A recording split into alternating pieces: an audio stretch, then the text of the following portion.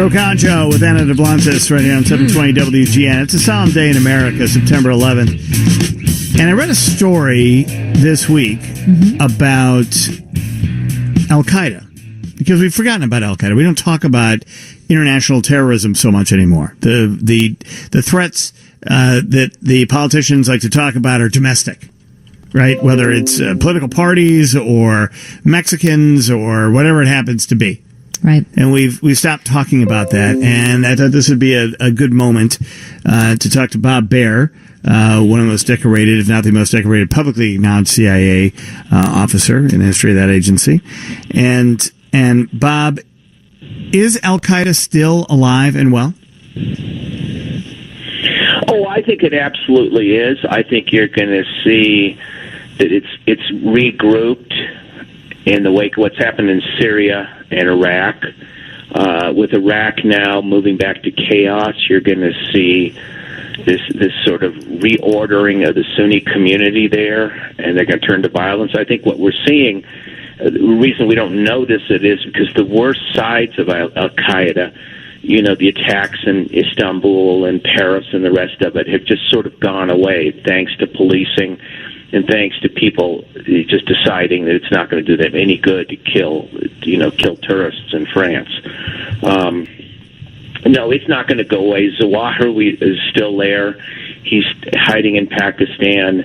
There's this belief that violence is the only way that's going to save the Sunni majority in the Middle East.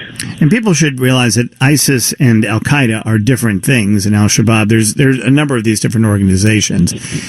And to me, one of the pieces in this article that I thought was fascinating is that Al-Qaeda has changed, as you're pointing to, has changed its tactics. They no longer want to spend time and money developing people that they are going to sacrifice, that they're going to kill in their own actions, like they did on September 11th. They want it. They if they're going to spend time and money training people, they want those people to be able to survive the incident. Is that what your friends still in the business are telling you? Well, we don't see as many suicide attacks except in Afghanistan, and that's sort of a one-off. But you just have to see that it's become more pragmatic, Al-Qaeda. Clearly, running airplanes into American buildings and killing 3,000 civilians it got them nothing. They're a lot worse off for it. Or even the Islamic State beheading journalists, it got them nothing. It was completely counterproductive for them, and I think you're seeing a more mature organization that's going to defend the community and use Islam as a basis for it. But they haven't gone away. They've just sort of gone underground, and they're going to wait to see what happens in Syria and Iraq. And it's almost guaranteed they're going to come back. Is America today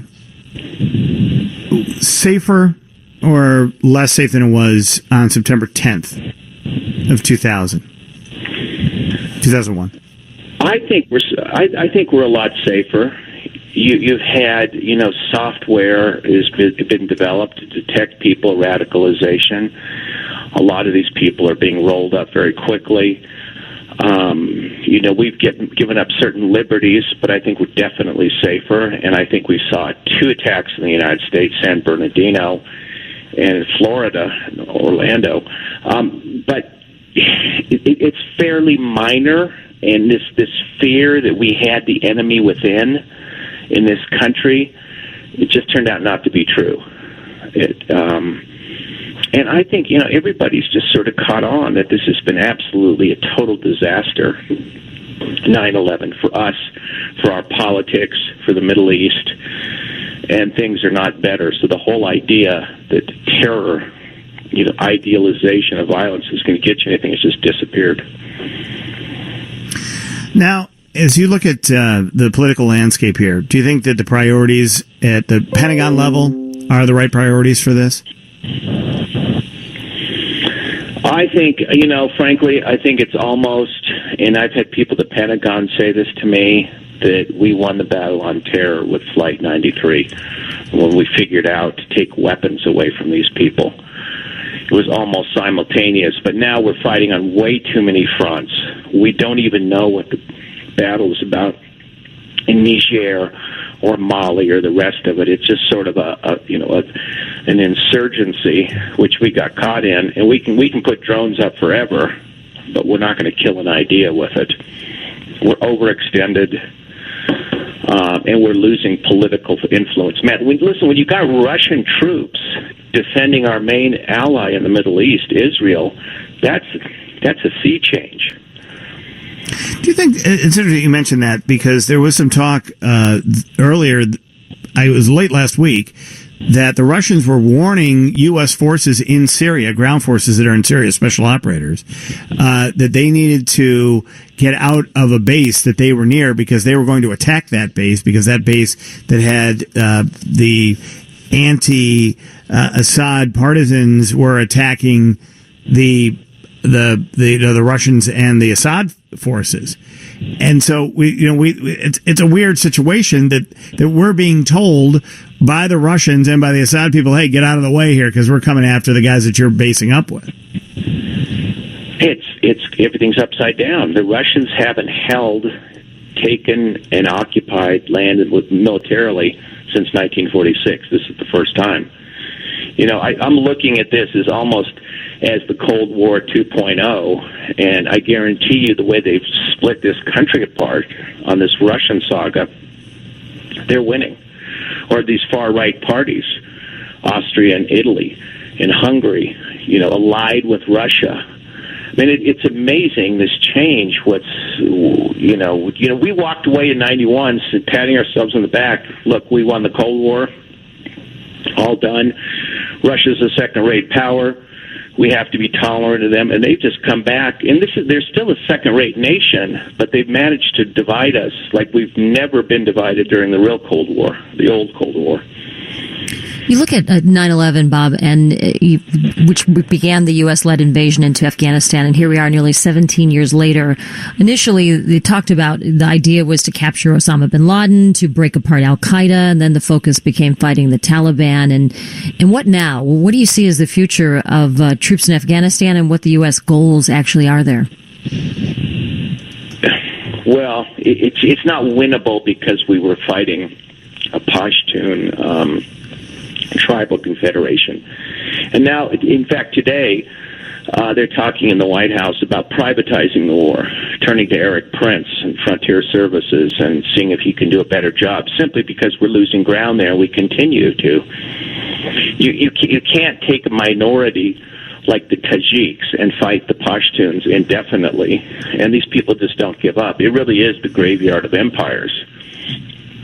And we're going to have to find a different way to do this. And I think the Russians, by the way, it's pretty evident that they are supporting the Taliban with weapons and money. Yeah, well, turned around, right? I mean, you just want to look at how this, when they were there, we were supporting them, right? Charlie Wilson's war. Mm-hmm. And now it's clear that this game of international ping pong for 100 years continues. It's interesting that you mentioned privatization. Now, Eric Prince, of course, that's Blackwater. That's Betsy DeVos's brother, right? He's very politically connected. Other countries, we would call them mercenaries. Here, we call them contractors. But these contractors have been playing a role since the beginning, since 2001, haven't they? And what is your, as a professional former CIA operative, guy who's on the ground in these countries working for the United States of America, not for a private company, what is your thought on that? You have to look at history. It's never gone well. Blackwater didn't do too well in Iraq, when they shot up those civilians. And 5 guys were indicted. It's tough to run these groups, but on the other hand, militarily, we are failing in Afghanistan, and we have really since the beginning. I mean, let's face it: the people who protected Osama bin Laden in October 2001 was the government of Pakistan. There's just no doubt about it. He went to Abbottabad. He was put in a house in a military garrison, and that's our main ally. And these are the guys that we depend upon to supply our troops. The Pakistanis are completely unreliable. We've been paying them billions of dollars, and I share very few sentiments with this president, but one is just total frustration about the Pakistanis. And so if we don't have allies on the ground, and even in the war in Iraq, our main ally was effectively Iran. So it's a situation that's so schizophrenic, you really don't know how to deal with it. Yeah. We will leave it there. But Bob, thank you so much. I know this is a solemn day for everybody, especially for all of your folks who, the first person to die in the war on terror in the fall of 2001 was a CIA operative, not Mike Spann. Right. And it should be remembered that those are the first guys on the ground there. So thank you for your service to the country, sir. Appreciate it, as always. Thank you. Bob Baer. All right, let's check in with Judy Pilak. What's coming up in the news at the top of the hour? A crisis that could last a very long time. Traffic being brought to you by the Illinois Department of Transportation.